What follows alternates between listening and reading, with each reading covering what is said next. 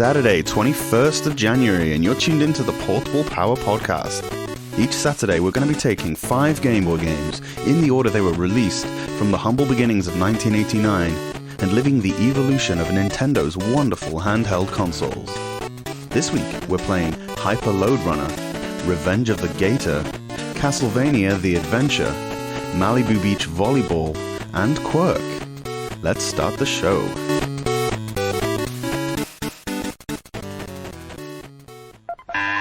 Zenbei Big Hit のロードランナー、任天堂ファミリーコンピュータでついに登場。ワイドな楽しさ、ずらり50画面。ロードランナーは君だ。なんちゃって、ナッツ&ミルクもよろしく。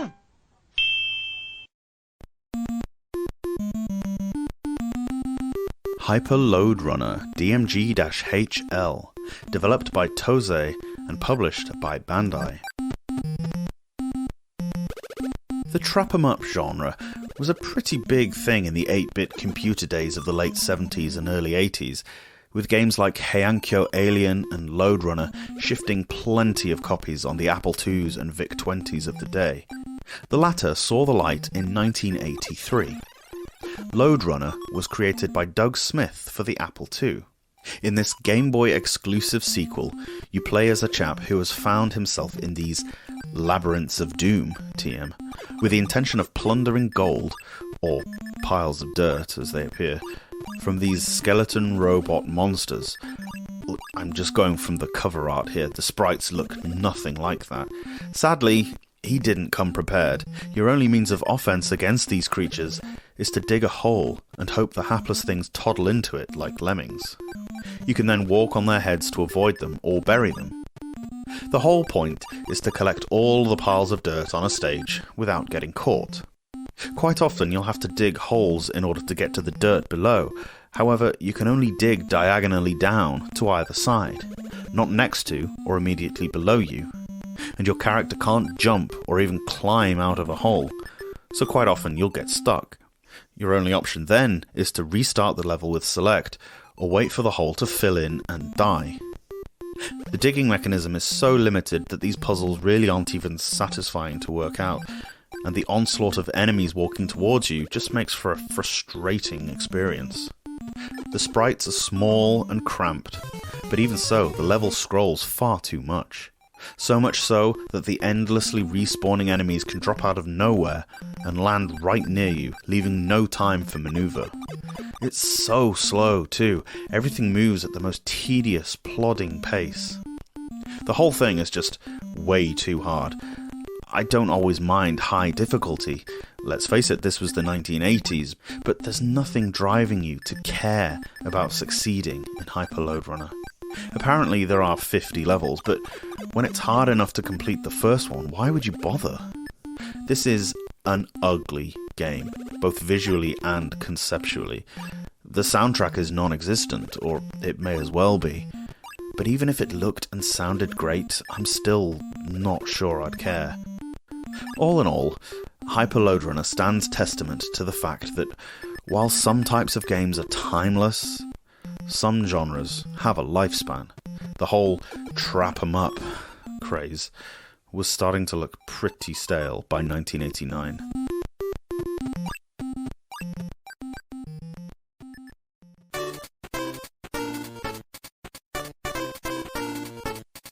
Revenge of the Gator DMG-PB, developed and published by HAL Laboratory. A strong contender for the illustrious title of cutest handheld alligator-based pinball game of all time is Kirby's Pinball Land creators' first attempt at the genre. Revenge of the Gator is a Game Boy exclusive title that really stood the test of time. Even so early in the Game Boy's lifespan, it wasn't really bested in the genre.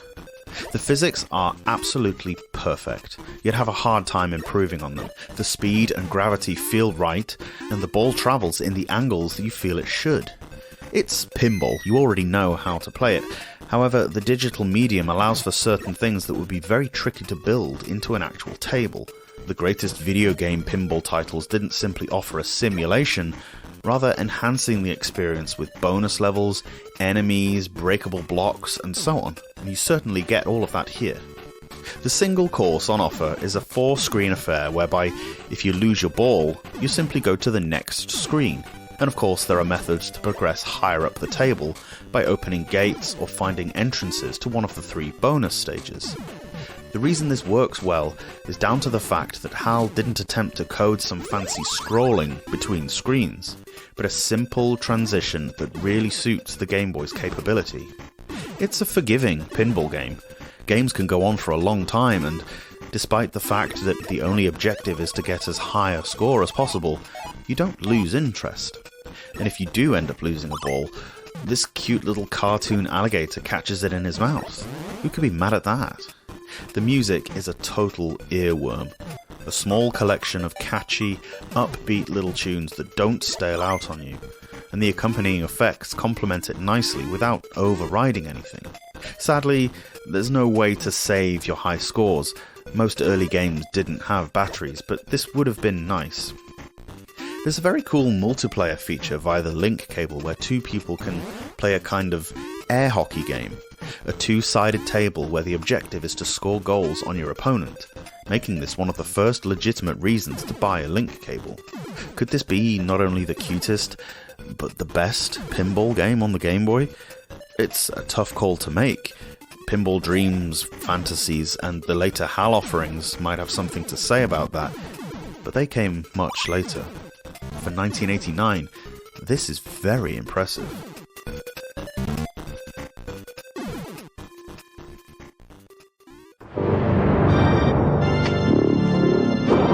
Konami's Castlevania The Adventure for Nintendo's Game Boy. In a maze of vampire crypts and unearthly evils, it is about to sink its fangs into you.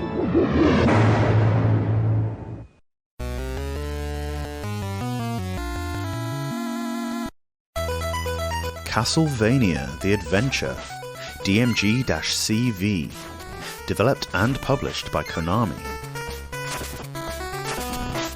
Ambitious is an understatement when Konami followed in Mario's footsteps in bringing a classic NES franchise to the Game Boy. So dark and cinematic was the atmosphere of the Unholy Trilogy, at a time when video games were still pretty cartoonish. To match that on a handheld would have been a massive achievement.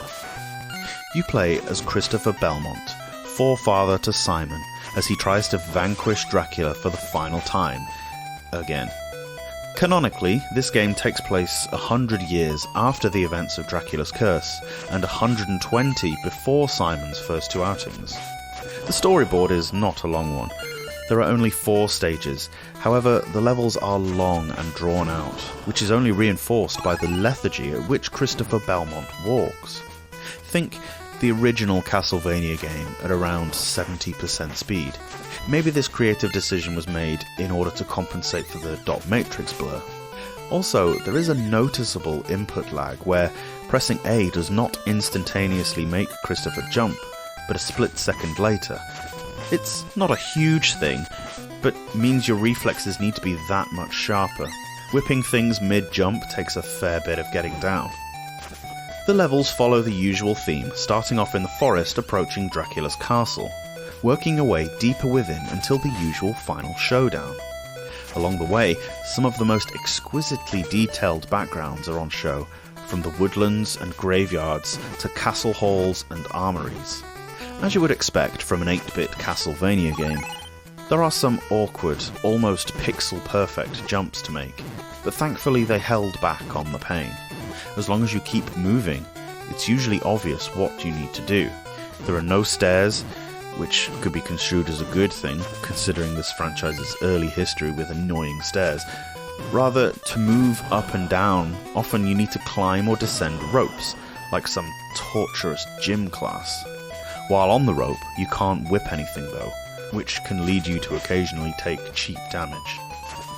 The levels follow the normal jump and whip routine, except for Stage 3. Here, there are fewer enemies. Instead, the player must traverse a series of moving spike wall platforming sections. This part really highlights the drawn-out nature of the game. The jumps between rope sections are pretty precise, and for the most part, touching any part of the encroaching spikes is an instant death. This goes on for a good 5 minutes with no room for error. You can't rush the auto-scrolling either. Jump too soon and you'll die just as if you jumped too late. It's sadistic, but also strangely tense and exciting. The music, as you would expect, is a real highlight in Castlevania The Adventure. The series, with barely an exception, has stunned audiences with every new iteration on any platform, with its anthemic melodies lying somewhere between power metal and rock opera, with just the right amount of gothic. Each of the 4 stages has its own theme, and while the motifs aren't taken from any other Castlevania game previous to this, they can undeniably belong only to one franchise. You can power up your whip twice by collecting orbs. The first extends the range and damage of your whip, and the second fires a projectile, which is invaluable when collecting otherwise inaccessible extra lives. Get hit though, and you lose a level. Twice, and you're back to the basic whip. This makes the bosses damn hard because dodging is so difficult. Your movement speed and slightly too large hitbox means you'll probably want the extra range and stay further away for the most part. The sub-weapons are sadly omitted, leaving collectible hearts to actually mean health for a change, but you can pick up strategically placed invincibility, which helps you pass some of the more annoying sections safely. There isn't a great deal of enemy variation. You probably see only around 10 different antagonists, none of whom are particularly tricky to kill. It wouldn't be a Castlevania game without the dreaded bats, of course, and their movement patterns are the only slightly unpredictable ones. Otherwise, enemies are quite manipulatable, like the birds. If you jump just as they start to dive bomb you, they'll fly straight over your head and off the screen. Gone are the Medusa heads and skeletons, and apart from Dracula, you don't fight any traditional bosses. A notable omission is death. It feels like something is missing without the Reaper featuring somewhere. Ambitious, yes, but Konami was restrained enough that Castlevania The Adventure works for the most part. They were unlikely to get everything right the first time around. The original NES title was by no means perfect either, but we were given an early treat with this one. Get past the flaws, and what you're retrospectively left with is a framework, a promise of what they could do. Sit tight and remember, 1991 was not far away.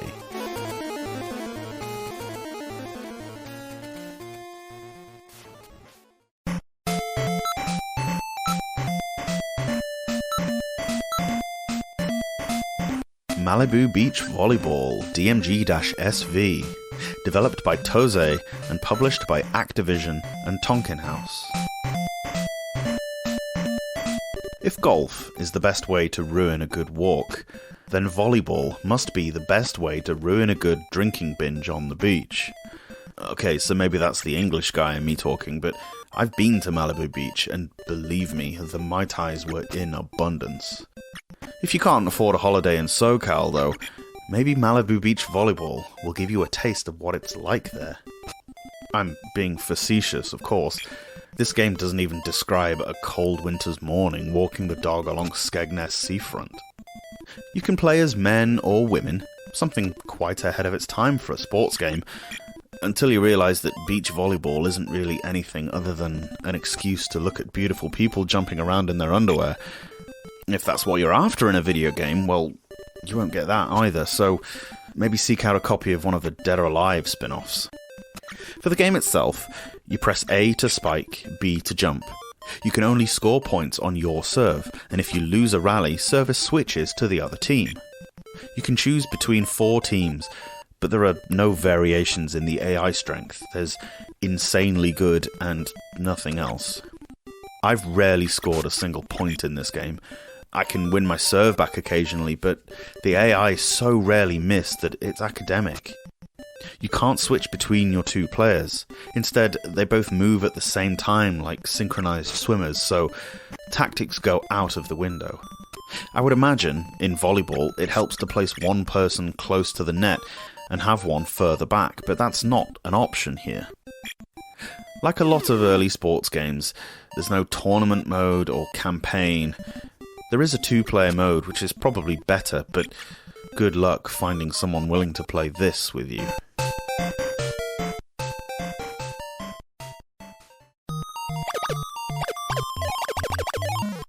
Kwirk, DMG-AP. Developed by Atlus, published by Nintendo in Europe, Acclaim in North America, and Atlus in Japan. Continuing the strong start of Game Boy puzzle games in the early years, Kwirk sees you play as the eponymous tomato, bear with me, who lost his girlfriend Tammy in a series of mazes. Aside from the fact that you're a fruit, the story is the same as a million others, where women, even ones made of food, are a liability, needing to be rescued by a masculine hero. It's such a common story that even by 1989 people must have been fed up with it. You're almost better off not bothering to paperclip such a tired old tale onto a game like this. It doesn't endear the characters to the player any more than if you had to traverse these labyrinths in order to find a bottle of salad dressing. Anyway, the game itself is quite inventive. Kwirk must push blocks out of the way or down holes to make a bridge, while spinning these rotating walls, with the intention each time of getting to the stairway. Occasionally, one or more of his friends turn up. There's a carrot and what looks like an aubergine, who don't have any unique skills but allow you to perform moves that would otherwise not be possible with only one character. As you would expect with a game in this genre, the puzzles are very clever. You'll need to plot your moves carefully, as one false one can get you stuck, meaning a restart. The levels are small in design, but it's no problem to see what's going on. The music is catchy, but the movement sounds can be a little grating after a while. There are a few different game modes. Going up is your normal fare, progressing up the tower by getting to the stairwell each time. Heading out is slightly different, more of a level rush where you select a number of levels and then beat them as quickly as possible. There's also a versus mode, which is two players racing the heading out via a link cable. There are plenty of levels, with 3 difficulties to choose from. The puzzles are ingenious at times, agonizing at others, but always satisfying to beat when you've spent 10 minutes working one out. Kwirk is a rare case of an Atlus game that was well distributed, being published by Acclaim and Nintendo in various locations. There are a couple of sequels to Kwirk that were released after Atlus had abandoned these big company associations, and as such are amongst the rarest games on the system. If puzzle games are your thing, you can be grateful that this one is comparatively easy to find, and it's certainly worth it.